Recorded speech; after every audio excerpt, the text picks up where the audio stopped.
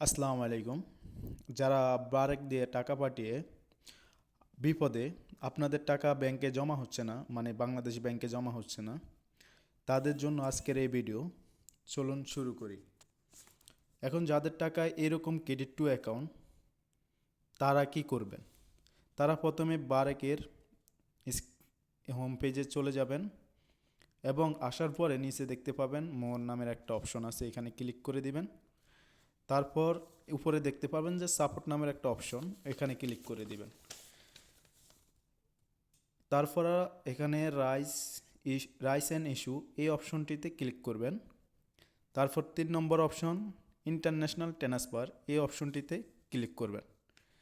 তারপর এখানে 2 number option my transaction is paid but not receive এই অপশনটাতে ক্লিক করে দিবেন। তারপর আপনারা যেই টাকাটা আপনার জমা হয় না ওই টাকার উপরে ক্লিক করবেন, মানে আপনার টাকা যেটা জমা হয় নাই, যেই ট্রানজ্যাকশনটা জমা হয় নাই ওটাতে ক্লিক করবেন। তারপর আপনার টাকাটা জমানো ওটাতে ক্লিক করবেন। তারপর আপনারা যেটা একটা পেজ ওপেন হবে এখানে ক্লিক করে দিবেন। তারপর এই যে এখানে যেই বক্সটা ওপেন হবে এখানে আপনাদের টাকাটা কেন জমা হয় নাই এটার কারণ লিখতে হবে, ঠিক আছে? তো আপনাদের কারণ আপনারা যদি লিখতে না পারেন আমারটা কপি করতে পারেন, আমার স্ক্রিনে আমি যেটা লিখছি এটা কপি করেও দিতে পারেন। তো এটা কপি করে দেওয়ার পর তারপর এখানে ডান অপশনে ক্লিক করে দিবেন।